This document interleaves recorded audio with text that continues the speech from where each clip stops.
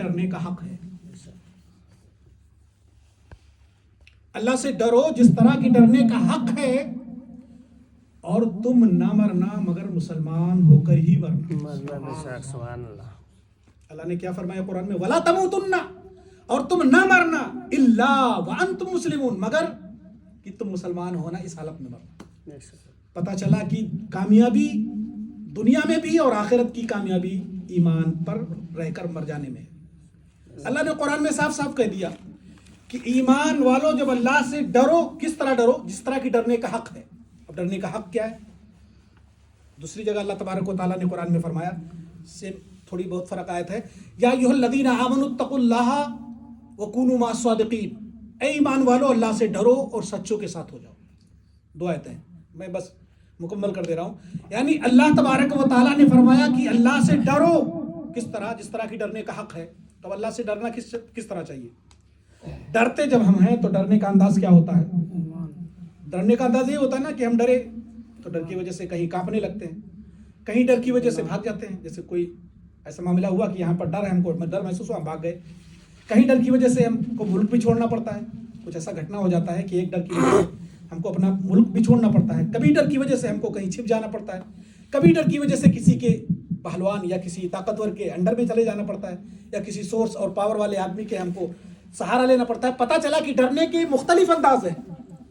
اللہ سے ڈرنے کے انداز کیا یہ سارے ہیں؟ نہیں. اگر اللہ سے ڈرنے کا مطلب ہے کہ کانپنا لیا جائے تو یہ بھی معاملہ ہی ختم ہو جائے گا. اللہ سے تو ہمیشہ ڈرنا ہے ہم کو, ہمیشہ اللہ سے ڈرنا, اللہ کے خوف کو دل میں ہمیں رکھنا ہے. تو جب اللہ سے ڈرنے کا مطلب اگر کانپنا لیا جائے تو سارا نظام ہی ٹھپ ہو جائے گا. بھائی جب اللہ کا ڈر ہمارے دل میں ہے تو ہم کو ہمیشہ کانپنا پڑے گا, تو اس سے تو سارا کام خراب ہو جائے گا, کچھ نہیں کر پائیں گے. پتہ چلا یہ بھی نہیں ہے. تب اللہ سے ڈرنے کا مطلب کیا ہے؟ کہیں چھپنا ہے. تو بے شک جس طرح اللہ دن کے اجالے میں دیکھتا ہے وہ ہمیں رات کی تاریکیوں میں بھی دیکھتا ہے. اللہ سے کوئی چیز بھی چھپی ہوئی نہیں ہے. اللہ پوری دنیا کو, پوری کائنات کو مساوات کے ساتھ دیکھتا ہے. تو بتاؤ, جب اللہ تبارک و تعالیٰ ہر جگہ دیکھ رہا ہے تو اس کا مطلب یہ بھی نہیں ہے کہ اللہ کی ڈر کی وجہ سے کہیں چھپ جائے. اور اللہ سے بڑا کوئی طاقتور نہیں, رب تبارک و تعالیٰ سے بڑا کوئی پاورفل نہیں. تو پتہ چلا ہم اس کے ڈر کی وجہ سے کس کی پناہ میں جائیں گے. پتہ چلا کہ اللہ سے ڈرنے کا مطلب کیا ہے. تو اسی آیت میں آپ غور کریں, یا ایھا الذین آمنوا اتقوا اللہ, اللہ تبارک و تعالیٰ نے اس آیت میں لفظ اتقوا فرمایا, اور اتقوا اسی سے بنا ہے متقی.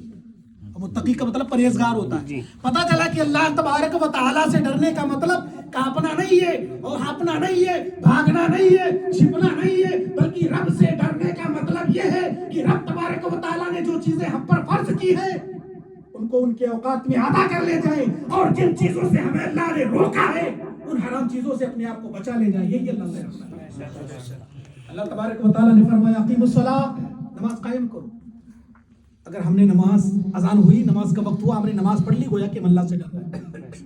وہ لوگ سوچیں, وہ لوگ غور کریں اور گہرائی کے سوچیں کہ کہتے ہیں اللہ سے ہم ڈرتے ہیں. کیا ڈرتے ہیں؟ جب وقت نماز کا وقت ہوتا ہے آپ روم میں سوتے ہیں, موبائل میں بزی رہتے ہیں, دنیا داری میں بزی رہتے ہیں, آپ اللہ سے کیسے ڈرتے ہیں؟ کس زبان سے آپ دعویٰ کر رہے ہیں کہ اللہ کا خوف ہمارے دل میں ہے؟ نہیں, بلکہ اگر خوف خدا ہے تو رب تبارک و تعالیٰ نے نماز فرض کی ہے, نماز کا وقت ہوا, ہم نے نماز ادا کر لی, گویا کہ ہم اللہ سے ڈر رہے ہیں.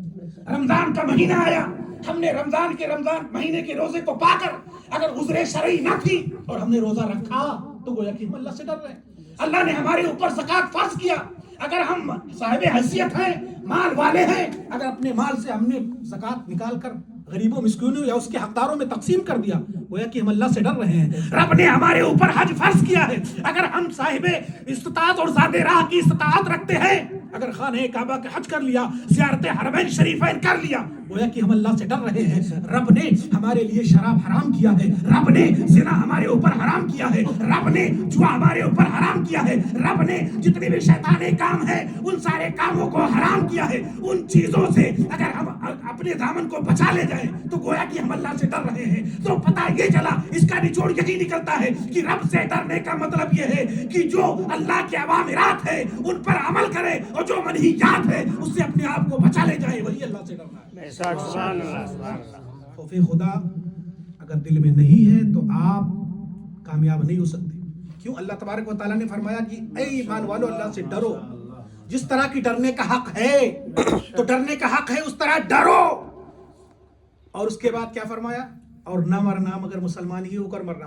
پتا کیا چلا؟ جب خوف خدا دل میں ہوگا تو ایمان پر ہمارا خاتمہ ضرور ہوگا انشاءاللہ. ہمیشہ جب آپ نماز پڑھیں تو چاہے دولت مانگے نہ مانگے، چاہے اپنے لیے صحت مانگے نہ مانگے، چاہے اپنے لیے شفا مانگے نہ مانگے، لیکن آپ اللہ سے یہ ضرور مانگے اے اللہ تبارک و تعالی ہمیں خاتمہ بالخیر ایمان پر خاتمہ کرنا. ایمان پر خاتمے کے لیے دعا ضرور مانگا کرے. کیوں؟ اگر ایمان پر خاتمہ ہو گیا تو یہ دنیا تو 4 دن کی ہے. یہ دنیا وہ بھی نہیں، 4 دن کے بھی مقابل نہیں ہے. یہ دنیا تو ہمیشہ کے لیے نہیں ہے. لیکن ہمارے اندر فکر اور سوچ کیا ہے کہ آج اگر ہم جیتے ہیں تو جس کے لیے زیادہ محنت کرتے ہیں لگتا ہے ہمیں ہمیشہ ہی رہنا ہے. اگر محنت نہ کرنا ہوتا تو ہم کہیں یہاں پہ آ کے پڑے ہوتے. ہر ایک کی تمنا ہے کہ کاش ہمارے پاس اچھا مکان ہو، ہمارے پاس اچھی کوٹھی ہو، ہمارے پاس بائک ہو، ہمارے پاس گاڑی ہو، ہمارے پاس پراپرٹی ہو. صحیح ہے، یہ ساری چیزیں اللہ تبارک و تعالیٰ نے آپ کو آپ کے لیے جائز کی ہے. آپ اسے حاصل کیجئے، اس میں کوئی روک ٹوک نہیں ہے. لیکن اصل مقصد پر آپ دھیان دیجئے. اصل مقصد کیا ہے؟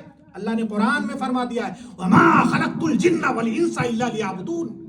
اللہ نے فرما دیا کہ ہم نے انس و جن کو جنات و انسان کو نہیں پیدا کیا مگر اپنی عبادت کے لیے، اپنی عبادت کے لیے پیدا کیا. تو جب سب اپنی ہی عبادت کے لیے پیدا کیا تو پتہ کیا چلا کہ ہم اب اس کا مطلب ہم کھیتی باڑی نہیں کر سکتے، ہم کمائی نہیں کر سکتے، ہم کھانا نہیں کھا سکتے، ہم دنیا داری نہیں کر سکتے. کریں لیکن جائز طریقے سے کریں. اور آپ نماز اور جتنے بھی فرائض ہیں ان کے اوقات کو ہمیشہ یاد رکھیں اور ان کے وقت کو ادا کر رہے ہیں. آپ نماز فجر اپنے ٹائم سے ادا کر کے اور آپ اپنی ڈیوٹی کے لیے یا کمائی کے لیے نکل گئے، روزی کے حصول کے لیے نکل گئے ہیں اور نماز ظہر کے انتظار میں ہے کہ جب ظہر کی اذان ہوگی ہم جا کے ظہر کی نماز پڑھائیں گے. تو اس فجر اور ظہر کے بیچ میں جتنا بھی اوقات آپ کے کمائی میں گزر جائے گا، آپ کے جائز کاموں میں گزر جائے گا، اللہ تبارک و تعالیٰ ان سارے کام کو بھی نیکیوں میں ہی لکھتا چلا جائے گا.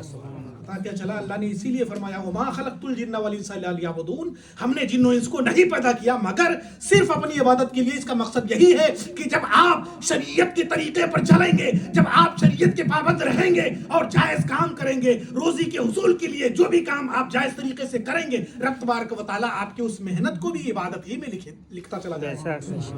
تو یہ ہم کو چاہیے کہ اللہ تبارک و تعالیٰ کا خوف اپنے دل میں بسائے.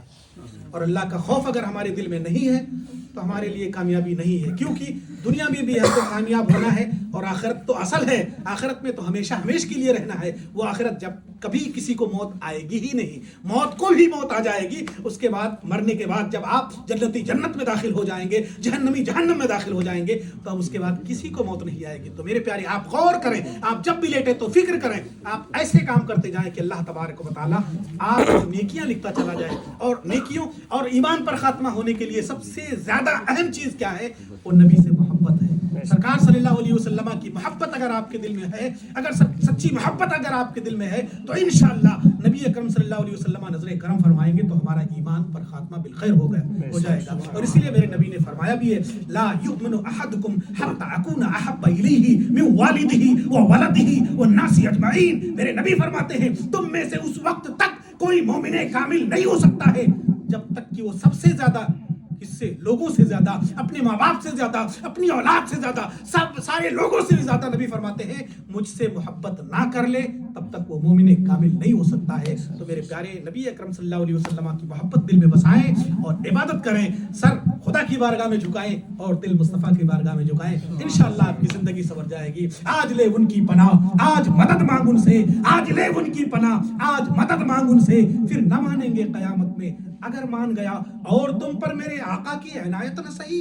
ارے ظالموں، کلمہ پڑھانے کا بھی احسان گیا، کفر منکر یہ بڑھا، جوش تعصب آخر بھیڑ میں ہاتھ سے کم وقت کے ایمان گیا. اور ہم آپ کے طرف سے نبی اکرم صلی اللہ علیہ وسلم کی بارگاہ میں یہ تحفہ ہے کہ جان و دل ہوش و خیرت سب تو مدینہ پہنچے، تم نہیں چلتے رضا، سارا تو سامان گیا. استغفر اللہ ربی من کل ذنب واتوب الیہ، لا الہ الا اللہ محمد رسول اللہ صلی اللہ تعالی علیہ وسلم.